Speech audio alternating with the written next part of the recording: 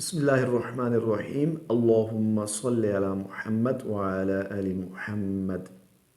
پاک پروردگار کے پاک کلام میں پاک ارشاد کا مفہوم ہے کہ وہ صرف انسانوں کو ہی نہیں بلکہ جانوروں کو بھی رزق دیتا ہے۔ لیکن یہاں سوال یہ پیدا ہوتا ہے کہ باری تعالیٰ، جانور تو انسانوں کی طرح کوئی کام نہیں کرتے، کوئی کاروبار نہیں کرتے، کوئی بزنس نہیں کرتے، انہیں تو جو کچھ ملا کھا لیا پی لیا، تو پھر یہ کمپیریزن کیسے؟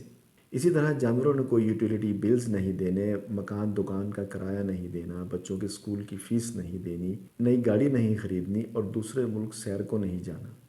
یہ اور اس جیسے بہت سارے سوالات ہم سب لوگوں کے ذہنوں میں پیدا ہوتے رہتے ہیں، لیکن یقین جانیے ان کا فوری جواب حاصل کرنے کی کوئی ضرورت نہیں، اور نہ ہی انہیں سپریس کرنے کی ضرورت ہے، بلکہ ضرورت اس بات کی ہے کہ ہم انہیں اپنے ساتھ کیری کر کے چلنے کی عادت ڈالیں کہ اس سے ہماری آنکھیں کھلی رہیں گی۔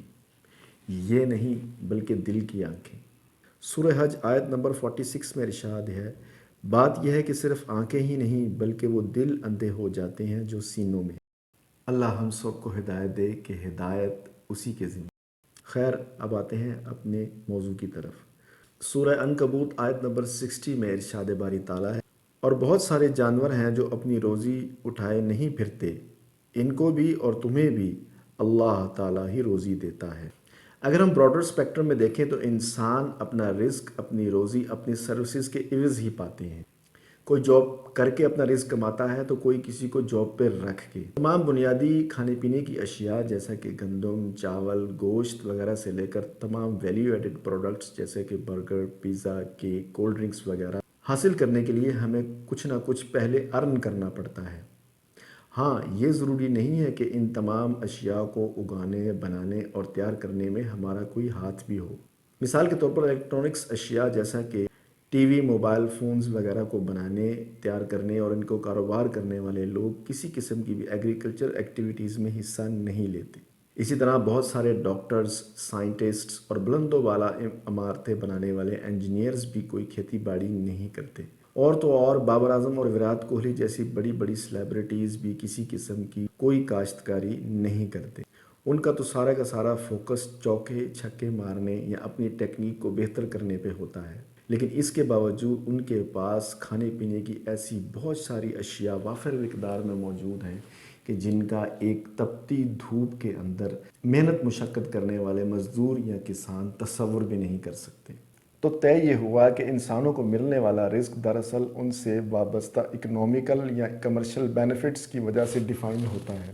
مزدور اور کسان کے کیس میں یہ اکنامیکل یا کمرشل بینیفٹ بہت کم ہوتا ہے، بہت زیادہ سپلائی ہونے کی وجہ سے، اور بابر اعظم اور وراٹ کوہلی کے کیس میں یہ اکنامیکل یا کمرشل بینیفٹس بہت زیادہ ہوتا ہے، کیونکہ بڑی بڑی ملٹی نیشنلز ان سیلیبریٹیز کی وجہ سے اپنی برانڈ کے لیے ایک کنزیومر پول کریٹ کر کے بہت زیادہ منافع کماتی ہیں۔ اسی چیز کو جنرلائز کرتے ہیں ہم جانوروں کے کیس میں۔ آج سے 60-70 سال پہلے چائنیز گورنمنٹ نے اپنے ملک کے اندر چڑیوں کو مکمل طور پر تلف کر دیا۔ ان کا یہ ماننا تھا کہ چڑیوں کی وجہ سے ان کی مجموعی قومی پیداوار بہت کم ہو جاتی ہے، لیکن چڑیوں کو ختم کرنے سے انہوں نے یہ پایا کہ ان کی پیداوار اور کم ہو گئی ہے۔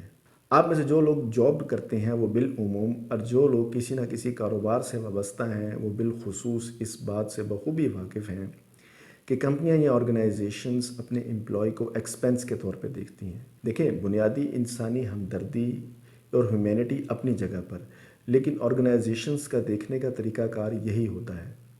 انہیں ہر چیز کو at the end of the day profitability اور ریونیو کے کانٹیکسٹ میں دیکھنا ہوتا ہے۔ چنانچہ چائنیز گورنمنٹ جب اس نتیجے پر پہنچی کہ چڑیوں سے پہنچنے والا اکنامیکل یا کمرشل بینیفٹ ان کے نہ ہونے کی وجہ سے بہت ہی زیادہ ڈسٹرب ہوا ہے، تو انہوں نے رشین گورنمنٹ سے فوری طور پر 2.5 لاکھ چڑیاں امپورٹ کیں۔ انہیں ریسرچ سے یہ بات معلوم ہوئی کہ چڑیاں بہت ساری ایسی جڑی بوٹیاں اور انسیکٹس وغیرہ کو بھی اناج کے ساتھ اپنی غذا کا حصہ بنا لیتی تھیں، جو کہ بعد میں پیداوار کے لیے بہت زیادہ تباہی کے باعث بنتے تھے۔ ہمیں تفصیل میں جانے کی ضرورت نہیں ہے، آپ اس کو گوگل کر سکتے ہیں، اور اب تو چیٹ جی پی ٹی کے ذریعے بھی آپ 1 کلک پر یہ ساری کیس سٹڈی بخوبی دیکھ سکتے ہیں۔ ہم میں سے جو لوگ بایولوجیکل سائنسز اور زوالوجی وغیرہ پڑھتے ہیں وہ اس بات سے بخوبی واقف ہیں کہ دنیا کا نظام بہتر اور مؤثر طریقے سے چلتے رہنے کے لیے بائیوورسٹی کا ہونا بہت ضروری ہے۔ اب آپ خود ہی بتائیے کہ افریقہ اور ایمیزون کے جنگلات لگانے میں انسانوں کا کتنا حصہ ہے اور جانوروں کا کتنا۔ اگر آپ نے یہاں تک میری ویڈیو سنی ہے تو آپ کے ذہنوں میں بھی بہت سارے سوالات پیدا ہو رہے ہوں گے۔ خاطر جمع رکھیے اور انہیں اپنے ساتھ کیری کرنے کی عادت ڈالیے۔ خدا صرف رزق ہی نہیں دیتا بلکہ وہ الہادی بھی ہے۔ ہدایت دینا اور سمجھ بوجھ دینا بھی اسی کا کام ہے۔ اس بات سے آپ سے اجازت چاہوں گا کہ اپنے دل میں صرف ایک اللہ کا دھیان رکھیے، کیونکہ پھر وہ وحدہ لا شریک آپ سمیت آپ کے ہر دوست، عزیز، رشتہ دار کا خیال رکھنے کے لیے کافی ہے۔